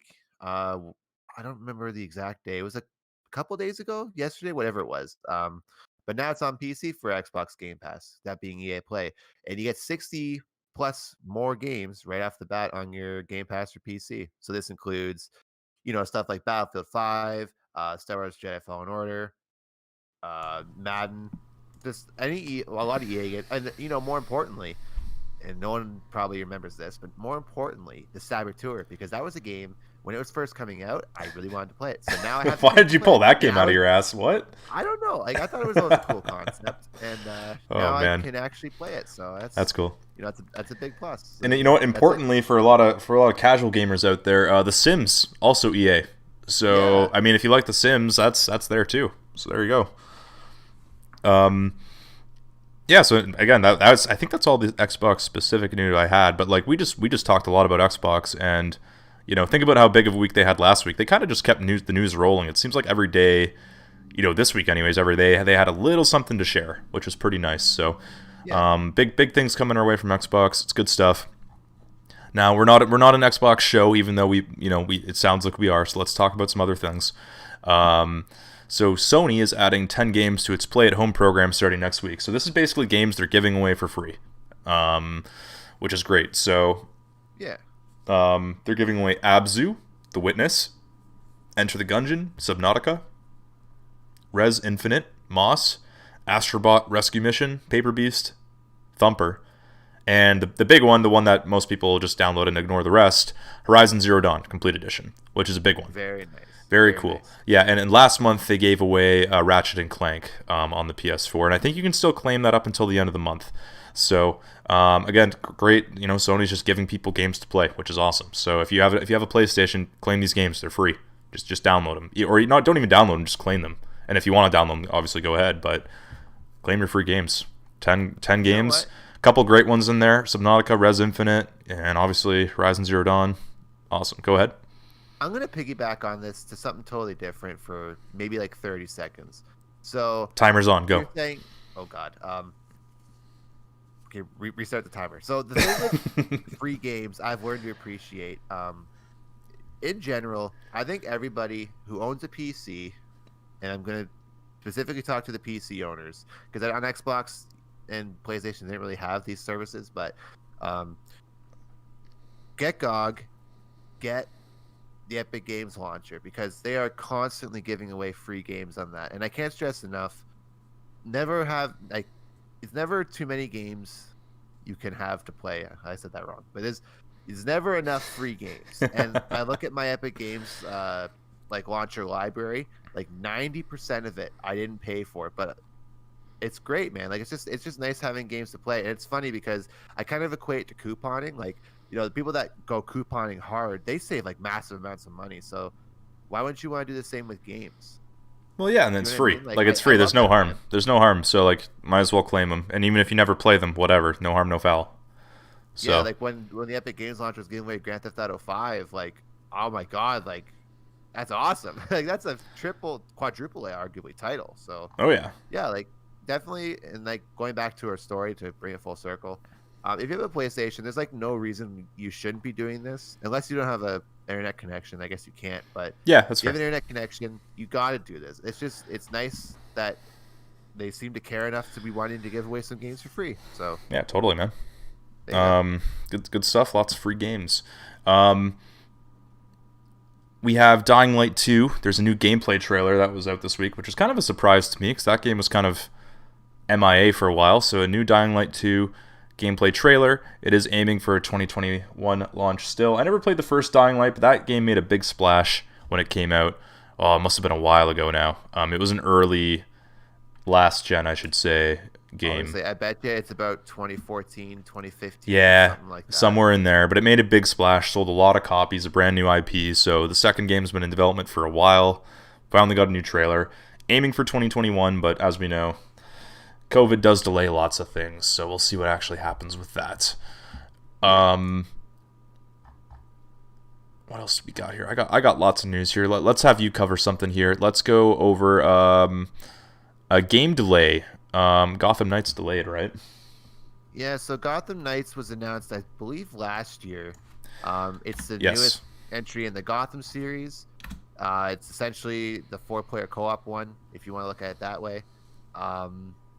So originally going to come out this year, before the end of the year, but Warner Brothers shared on Twitter today that that's not the case anymore. They didn't equate it to COVID specifically, but it is getting delayed. It is due to a need for additional development time, which, you know, and because we've had that happen with Halo Infinite, you know, we would have been playing Halo Infinite for like, what, 6-7 months now? But it hasn't been that long, has it? Oh no, I was thinking back to the demo. So it's been like 4 months. 3-4 months. So yeah. But I'm all for game developers doing this because I'd rather games be delayed and make them awesome. Because I'm excited to play Gotham Knights. I love the other Gotham games. So, you know, if they want to overhaul the game, add elements that weren't there before, whatever. So anyway, their exact statement, and you can see it on Twitter at the Gotham Knights Twitter page. It says, "We are giving the game more time to deliver the best possible experience for gamers. Thank you to our amazing fans for your tremendous support of Gotham Knights. We look forward to showcasing more of this game in the coming months." So we will be getting some more Gotham Knights I guess, info coming soon, hopefully. Yeah, that's good. I agree. Delay a game if it needs it. Don't put out a game too early. Cough, cough, Cyberpunk. Cough, cough. Um, Yeah. Speaking of games, this is a really bad transition because we're just talking about games. Yeah. Speaking of games, so Jedi Fallen Order has been rated for next-gen consoles in Germany. So Jedi Fallen Order did get next-gen, or I should say next-gen optimization patches on the PS5 and the Series X and S, where basically they unlocked some things, but really it's the exact same game. Apparently there is now a full-fledged next-gen version coming out, according to the game being rated for in Germany for next-gen consoles. So we'll see when or if that will get revealed. It probably should be revealed because it was rated. So that'll hopefully be nice. It'll be textures updated and performance updated and all that good stuff. That's a cool game. I still need to beat it. Excellent stuff. I hope it'll be a free upgrade. We'll see. It's EA. Who knows? So we'll see what happens there. We got another game reveal this week, and this one I wish Harley was on the show for because he would have been excited about this. Necromunda Hired Gun has been revealed. It's a Warhammer 40k game. So it's a first-person shooter in the Warhammer 40k universe, and there's a trailer out there now, and it's been described as a mix of Doom and Titanfall. Ooh. And I watched the gameplay, and I can definitely see it because you kind of have the Doom. It definitely feels and looks like Doom in terms of like shooting, which obviously is a very good sign. And then Titanfall in terms of movement. There's wall running, there's a grappling hook, that kind of stuff. The tagline for the game is pick your contracts, hunt your targets, collect the bounty. So apparently the kind of the purpose of the game is you create your character, you're kind of your bounty hunter. You can gear him out, and there's gear drops, and basically you just take on contracts, and it's unlimited contracts. So you're kind of just like taking on contracts with friends or solo, killing bosses kind of thing, and upgrading your character. So it sounds like it could be a pretty fun game actually. It's coming to PS4, PS5, Xbox One, Series X and S, and PC on June 1st. So it's coming up pretty soon. Harley, if you're listening right now, go watch the trailer, man. If not, I will tell you about it later. But it looks really cool. What else do we got here? We got a new Life is Strange game, right? Yeah, so this was actually unveiled yesterday. A new trailer for Life is Strange True Colors. It is coming out this year on September 10th, and it's not going to be episodic. So the previous Life is Strange games, I've played through the first one. I almost played through all of Before the Storm, and classic case. I own two, but I haven't played any of it. I really like these games. The two I've played, they're really fun. They're really like different games. They're really slow paced. They're more like interactive movies essentially, and they're very dialogue heavy. And I didn't think I was even going to like the first one. I just kind of, funny. I should equate this to a guy we used to game with who really liked it, and that's the only reason why I kind of knew about the game because he had talked about it, and the way he talked about it, he was kind of sounding stupid about it, admittedly, but I got what he was saying, and it kind of got me interested. So I got it on a whim, and I loved it. I think I played through the first 3 episodes in like one sitting, and they're like 2 hours a pop. So It's like the Telltale games, kind of. yeah, and then they're very like emotionally heavy. So like they're not like lighthearted games. You have to go in and just kind of like experience it because they're not Expect to be fucked up emotionally. Yeah, like it's just like go in. It's not like I don't want to get into spoilers because they're really good games. The first two, Yeah, don't spoil anything. No. But they're like you kind of have to go in and like expect. Yeah, kind of like you said, expect to be like emotionally distraught. Essentially. Yeah. But they're really they're well worth it. Like I'm talking mostly about the first one and Before the Storm because it's a little shorter. It's only I think 3 episodes, but definitely check out the first one. This one will be coming out for Series X and S, Xbox One, PS5, PS4, PC, and the thing we love that no one ever talks about that I hope doesn't go any further because it seems like it's dead in the water, the Stadia. So Stadia. When's the last time anyone talks about the Stadia? I will say too, because I forgot to mention this. It says here that it was developed by Deck 9, who also developed Before the Storm. So the first, being Life is Strange and Life is Strange 2, were developed by... Don't Don't Nod Yeah, Entertainment. I Don't think I'm Nod. pronouncing that right. Yeah. So I mean, I liked Before the Storm, so and I mean, I watched a little bit. I didn't watch the whole reveal trailer, but it looks nice. And I'm just excited. Like, okay, I'm gonna read the description of the game just to kind of give you a taste of what here. It says, True Colors sees you play as Alex Chen, who travels to the quiet town of Haven Springs to reunite with her brother Gabe after not seeing him for 8 years. When Gabe suddenly dies, Alex realizes that his death was no accident and that there's more to Haven Springs than what's on the surface, vowing to get to the bottom of the mystery. So That's an interesting premise. Interesting enough, yeah. anyways. So one thing too is there's not going to be a whole lot of supernatural abilities in this one. So I'm maybe in two. I'm trying not to spoil anything, but it's going to be more of a focus on empathy. So I guess we'll see what happens there, which is kind of cool. Very good. Yeah, I feel like I'm going to spoil something with the first game if I talk about this anymore. So All right, I would so definitely let's move on then. There you go. I recommend that game to anybody. Cool. It's weird to say that after saying you have to go in and expect to be sad, but you really do get attached to the characters I found, and yeah, it was well worth the playthrough. I'll stop there. Sweet. Very good. God. So Watch Dogs Legion, they're getting crossplay and cross-generational play at some point. Cool. You don't play this anymore, do you? Not really? It's on my list after I beat Wolfenstein, because I don't like playing more than one open world game at a time, and now that I'm kind of that's playing fair. more Fallout, my goal was to do Cyberpunk and then go to Watch Dogs, but then Cyberpunk, took the L essentially. So Yeah. I'm kind of itching more to get back to that. So I might even prioritize that once I'm done. Maybe like Torch. I want to beat another game before I start another one. So I'm over halfway done Torchlight from what I'm guessing, based on like how much time people spend playing it on average. So once I'm done that, I'll probably start it. Very good. Or start it over, I should say. Very good. Very good. Fun game. I liked it a lot. PSVR 2 controllers have been revealed. I don't know if you saw them. They look really weird. I don't know. Yeah, they're weird. So they're like hollow spheres. That's the best way I can describe them. Where you put your hands into these hollow spheres, and you kind of hold it. There's like a controller thing on the inside that you hold, almost like nunchucks or like Wiimotes, or I guess what are they called? What are the Switch things called? Joystick, Joy-Cons. Joy-Cons, yeah. They're almost like Joy-Cons inside of a sphere thing. They look really weird. We haven't seen the headset yet. That's definitely the most important part. So, again, they showed the controllers. They haven't showed the headset yet. We'll see when that happens. I think it's probably an upgrade to the old controllers, which were basically the PS Move things, which were the sticks with the glow balls on the end of them. Those were pretty old. Those were from the PS3, and they ended up using them for PSVR. So, probably a pretty big upgrade in terms of these controllers, but we got to see the headset, so we'll see what happens there. Auto HDR tech is coming to PC, so Auto HDR is tech that Xbox has implemented onto the Series X and S, and basically what it does is that there's like an AI kind of system level thing that can analyze a game and apply HDR to a game that didn't have HDR.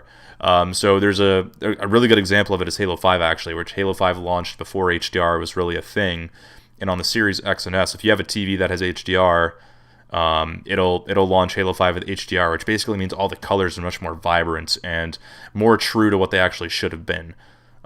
So pretty cool. That's coming to PC via DirectX 12, which is obviously Xbox, Microsoft. It's going to bring visual improvements to over 1,000 games when it launches, which is really cool. That's a lot of games that are going to be kind of visually improved without any work from the developers doing anything, which is awesome. You can also turn it off if you don't want it, but it's there, which is cool. Before we get into Fortnite, because I think we'll end on Fortnite, let's talk about Nintendo for a bit, because we were just talking about Joy-Cons a second ago.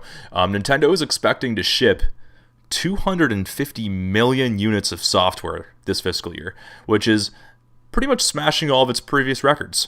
You can say that again. Yeah, so the fiscal year basically means it's March, so basically now until next March. And they cited mostly unconfirmed big marquee franchise titles. So a lot of stuff we don't know about apparently, which is exciting. And also they did mention new hardware.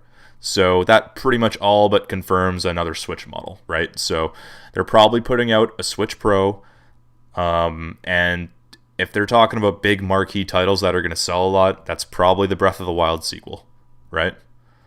That was my best guess anyway. But Yeah. maybe we'll actually get. Remember we were talking about this when we had the Zelda 35th anniversary episode. Maybe they'll just be like, oh yeah, by the way, here's Ocarina and Majora's Mask Super HD. Let's do that, because like that game sells enough just on name alone. So, Oh, totally, man. Totally. or let's get what's the other one? Wind Waker on Switch. Let's get that. Like, Wind Waker, Twilight Princess. Just put them all on it, man. You know, let's get the Metroid Prime trilogy on there, because that should be on there. God. Let's get Metroid Prime 4 for Pete's sake. That game was announced before the Switch came out. We haven't seen anything yet. Admittedly, they changed development like halfway through and scrapped the whole project. But yeah, I mean, it's exciting. Nintendo's gonna have a really big year, and it's basically they're citing stuff that hasn't been announced yet. So we should be expecting pretty big things from Nintendo moving forward, which is great. So that'll be exciting to keep an eye on. And the Switch Pro that we talked about, was that last episode or the episode before? I forget.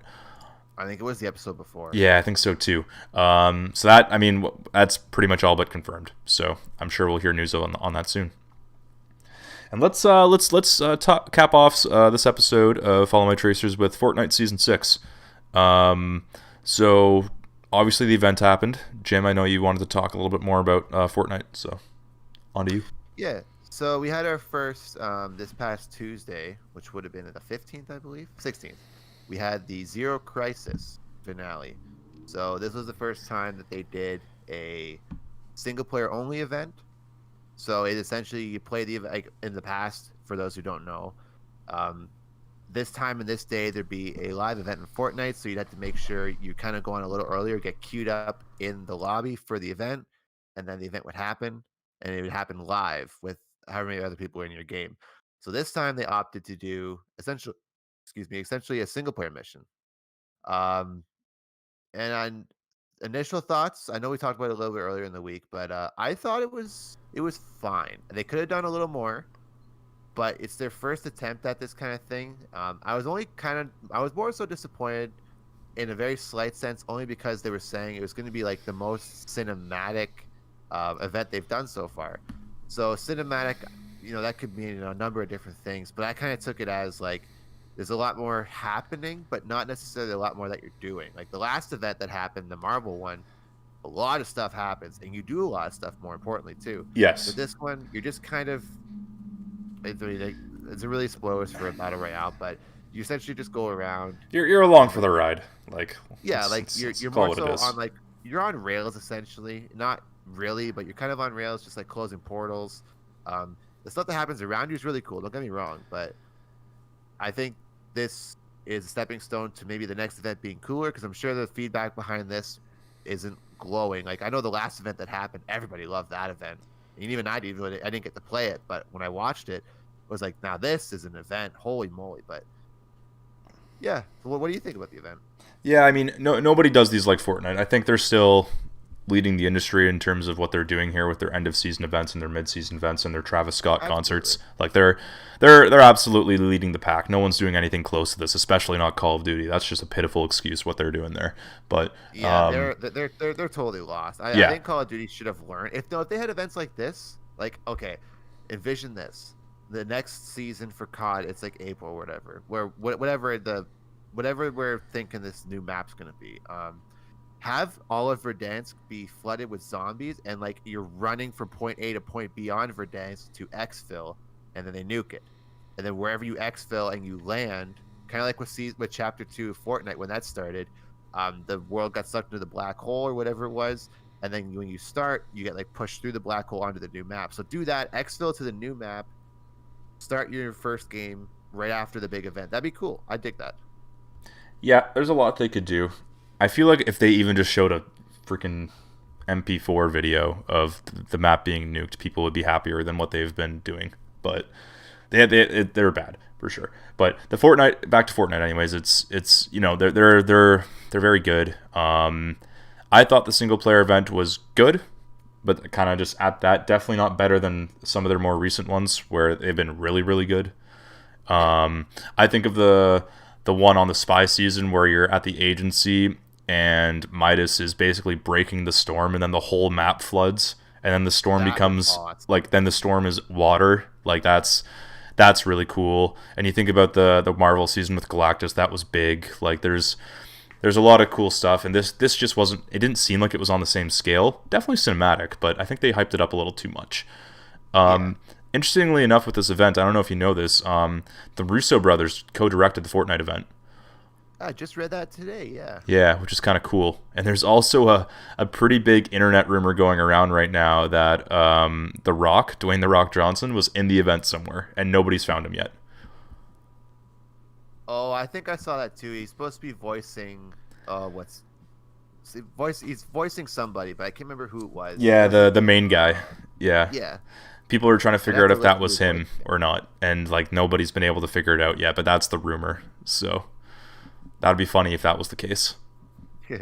But yeah, it was cool, definitely cool. A little too hyped in my opinion, because they were like, oh, this is gonna be the most cinematic thing, but it was good. 7 out of 10. That's about where I'm sitting with it too. I Yeah. might go 7.5 just because I liked the ending of the event more than like the beginning and the end were cool. I like them a lot, but just kind of the middle where you're not really doing anything kind Yeah. of lost me a bit. But Yeah, for sure. yeah, Agreed. Cool. Well, that's all the news I got. You got anything else you want to talk about? I just wanted to add because we only talked about the event, we didn't really talk about the season entails. Oh, sure. Yeah, yeah. Season 6 is it's gone primal, which made me download Far Cry Primal again. Maybe I'll play that actually before I play Watch Dogs. No, Regardless, no, don't do that. I could just play both, but regardless, so going primal, they kind of stripping things back.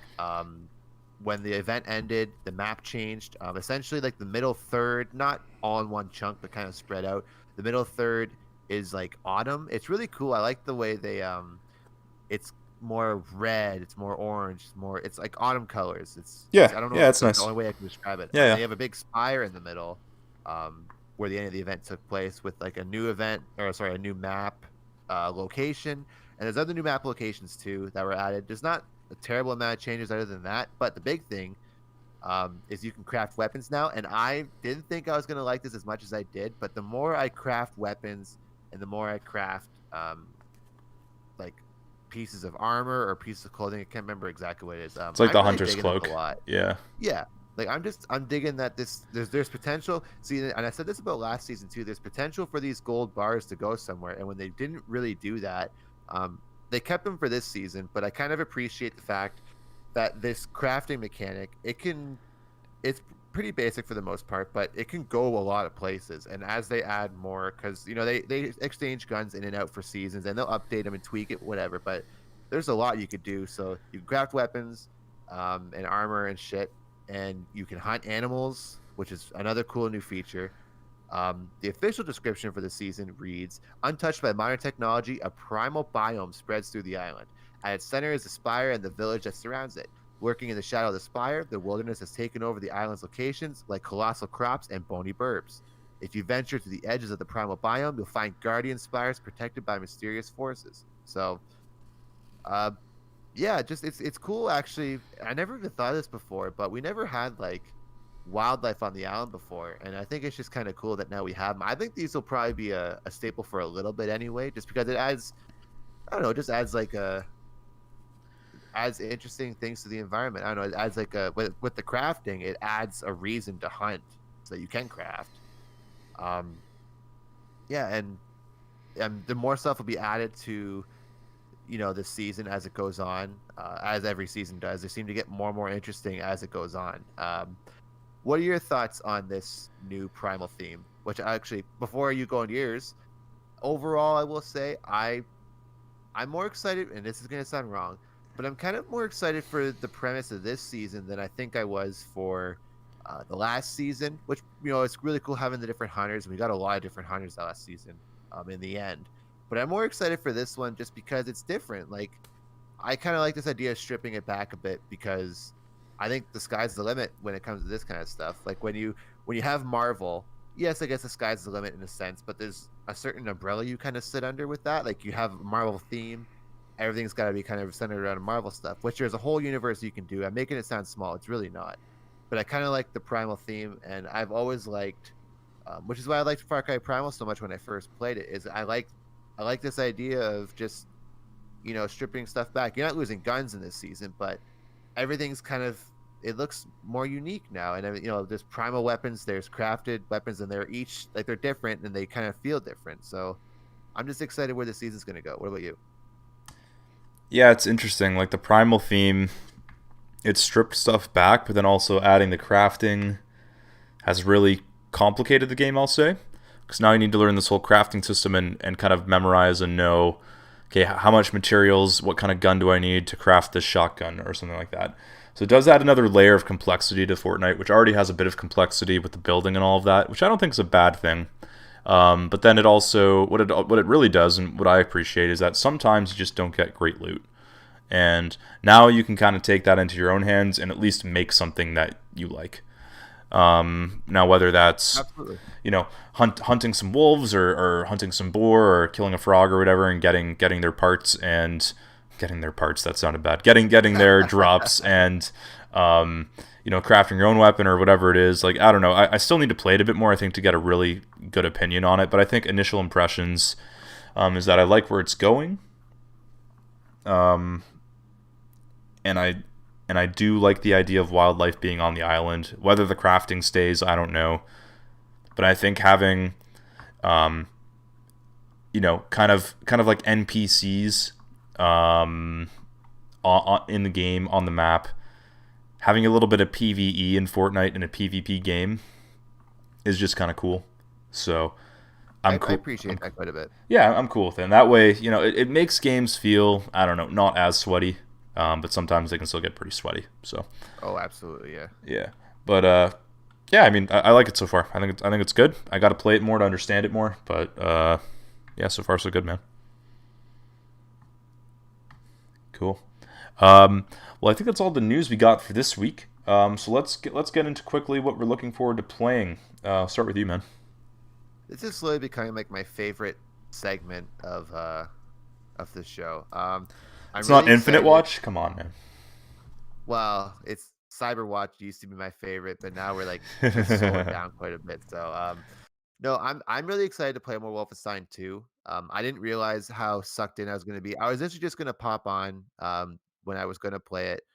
Maybe play for like 15-20 minutes, just kind of get into the game. And then I think I played for like an hour. So very cool. I like that feeling. I'm excited to play more Torchlight. I'm just excited. I don't know. I'm excited to dive deep into some games. I'm like, you know what? I'm excited to maybe finish a game this week, which would be nice. But I don't think it's going to happen. But it'll just be nice to. I don't know. It's mostly just. I really want to play Phasmophobia again, but we have to kind of get everybody together for that. Yeah. Yeah. I don't know. Just mostly. I'm excited to play more Fortnite too. I want to learn, because like you were saying, I want to learn more about how to get a handle on everything, because I think I only played it maybe like collectively with the new stuff, maybe like an hour and a half. So like I'm nowhere near mastering anything, but I am excited to play more of that too. What about you? Yeah, I mean, I'm excited to play more Final Fantasy on stream next week for sure. Getting back into that game in the Blitzball, that's been fun. Excited to play Octopath Traveler next week when that comes to Game Pass. I'm diving into that right away. Can't wait. And in terms of this weekend, I'm just down to play whatever the boys are playing. I'm hoping that we can all get together and do a little something, whether that's Phasmophobia or Warzone or whatever the hell, Ghost Recon. I'm just excited to do that. So let's pass it over to the socials, man. You got those queued up? Absolutely. If you want to stay up to date with Follow My Tracers, subscribe to us right here on YouTube and click the bell if you want to be notified when we go live. Feel free to leave a comment so we can respond and do our best to respond to you in the next video. If you want to follow us on Twitter, we're at FMT Show. And if you want to follow us on Facebook, we're Follow My Tracers on Facebook. Tony, where can we find you? Yeah, you guys can follow me on Twitch, twitch.tv/figure09. Stream there usually a few times a week in the evenings, and you can also follow me on Twitter at figure09tv. If you want to find me, You just search Power Grudge. You can follow me on Xbox. You can search me on GOG. You can search me on Steam and the Epic Games Launcher. I'm Power Grudge on everything, so you're bound to find me. I will say, Tony, and I didn't mention this in my excited to play thing, but I kind of mentioned it at the start of the show or when we were talking about Fortnite. I mentioned DC. So the main reason why this week's been a good week in general, and I think I said at the start, I can't remember if we were recording or not, but this has been a really good week in general, just for a lot of things that are happening kind of outside the gaming space in general. I say in general a lot. I've been reading more Star Wars Victory's Price, the third Alphabet Squadron novel. It's getting really good. Nice. I can't praise this series enough. This trilogy of books is like some of the best like Star Wars I've experienced in the last, well, since really it kind of got bought by Disney. So that's always exciting. I got to watch it because it premiered on Thursday on Crave for us. It's HBO Max and the rest of the world. Zack Snyder's Justice League. So I'm a big fan of the DC movies, especially Man of Steel and Batman v Superman. Which with Batman v Superman, you got to watch the director's cut of that, which kind of flows into this theme. I saw the original cut of Justice League, which had a crazy troubled production. That's a novel on Wikipedia if I've ever read one. But a crazy troubled production. Essentially, Zack Snyder was the director of Man of Steel and Batman v Superman, and he was going to direct Justice League. Had a family tragedy, had to leave production, is what we were told. And it turns out there's a lot of behind-the-scenes stuff and a lot of studio interference that kind of screwed the movie up for him. So Joss Whedon, who directed, I think, the first Avengers movie, if I remember correctly, he came in. Essentially, if you ask me, he ruined it. And only used about 10% of what Zack Snyder had made. So that's a crazy low number, especially since Zack basically Snyder redid the whole movie. Yeah, he kind of took over and it really made it a terrible time for everybody. And that's not even just my opinion; it's a lot of people's opinions. But regardless, so there's a big fan campaign which I had the fortune of being a part of, to get what they're calling the Snyder Cut released. So, about 4 years after the movie came out, or 3 or 4 years, we finally got this Justice League, Zack Snyder's Justice League. Has it been that long? 4 hours long. Yeah, it's. Oh my god! It's been a long time, man. Jeez. But it is 4 hours long. It's 1 4-hour video on Crave or HBO Max. But it's split up into 6 chapters, if you will. So you can watch one part at a time. I watched it split in half. So I watched the first 2 hours and watched the second 2. Yeah. And I started a second watch through with Renee today, and we got a lot further than I thought. We actually watched the first 2 hours like all in one shot, which was awesome. And Paper Foxtail, I'm glad you watched the Snyder Cut too. I don't know what your opinion is of it, but I will say, as like the biggest fan I know of Man of Steel, and especially Batman v Superman, I'll champion that movie any day of the week. This Justice League movie was like something special. Like all I wanted to do after it was over was just watch it again. It's like a totally different movie. And it's crazy to think that the one we got in theaters was like so mangled, because if you watch this movie, you know, there's real character development. The villain of the movie, Steppenwolf, is actually a villain. He's not just some whatever. Cyborg is like the best character ever, and I don't know. Oh, you have notes. That that doesn't surprise me. I'm a fanboy, I guess, of these movies, and I don't know. I think it's really something special. But regardless, I don't want to gush too much because I feel like I'm gonna get some hate. But regardless, yeah, that was a really big moment for me. I can't wait to keep watching it. But one thing, because I always seem to talk about music at least once an episode. So Kiss is my favorite band ever, as you know. And they've been kind of on a break right now just because of COVID. They're in the middle of their farewell tour. Yes. The end of the road tour, which I did see in March 2018. Blew my mind. Or 2019. No, 2018. But anyway. And Paul Stanley's had this frontman of Kiss, or one of the two frontmen. He's had a band called Paul Stanley Soul Station. So they do a lot of Motown and soul covers, because when he was growing up, before he listened to rock and roll, he'd listen to stuff like this. And it's really cool music. It's really unique music if you haven't listened to much of it. But anyway, so he put together this band to do live shows covering these songs.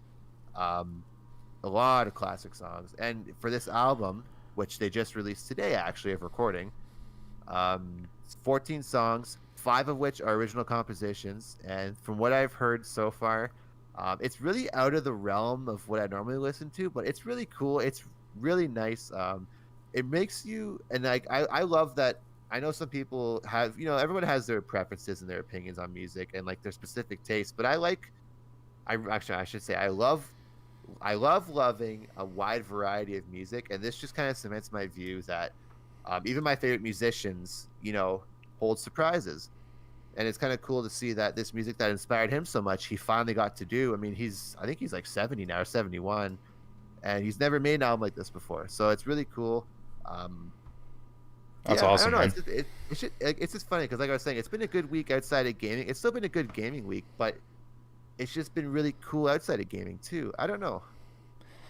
Yeah, yeah, that's really cool news, man. I didn't realize he was doing that. That's crazy. No, I don't think you would like it from my point of view. Well, you might. I don't know, but I would. Yeah, say that seems like a bit of a reach for me, maybe, but who knows? Maybe I'll give it a shot. Whatever. check it out with an ear of caution, because it's not going to kind of be what you expect. But Yeah. actually, now that I got you here, now that I got you on air, Oh no. and I can kind of corner you, because I'm going to ask you a question now, because you asked me when it caught me off guard. Oh jeez. This shouldn't surprise you what I'm going to ask you. Okay. What Kiss album are you on right now? Because I know I sent you that. For those who are listening who don't know, because I think this is like, I've only really talked to you about this. I've sent you a huge listening guide for Kiss because you expressed interest. Yep. It has been an hour and a half going through all their albums and typing out that big, essentially a manifesto. It's like 20 pages, I think. Yeah. Now, are you going in order or are you going out of order? I'm going in order. I'm going in order. Now. So I've just finished listening to Alive, the live album, Oh, which was an That's like- amazing live album. thank you. Oh, Yeah. I couldn't be any happier right now. Yeah, it was great, man. I was pretty happy listening to it. I'm like, this sounds really good. So, yeah, that's where I'm at right now. I haven't listened to any this week, admittedly, but that's where I left off. So, Nice. I am going through an order. 45th anniversary, so that's the next album for you. So that's perfect. oh, there you go. Cool. I'll probably listen to that That's this a weekend knockout at some album. point, man. So I'll let you know how I feel about it. But yeah, man, it's been good. Every Kiss album I've listened to, I think it's only been 2 or 3 at this point, but there's even the songs that you don't necessarily hear about all the time. Like it's all good stuff, man. It's all good. Oh, I couldn't be any happier you saying that. Wow. It's all good. It's been a good week overall. It's been I'll a say that. good It's week. just been a good week. Yeah. Oh, good, man. Very good. Yeah, so I think that's it for Follow My Tracers this week. Thanks everyone for watching, for listening, all that jazz. We appreciate it. We'll be live next week, maybe with Harley back. Hopefully he doesn't have a project to do. Harley, hope you killed that project, man. We already plugged all the socials, but if not, you can see them on screen. You can follow me on Twitch at Figure9. And we will see everybody next week. Have a great weekend. Yep. Bye, everybody.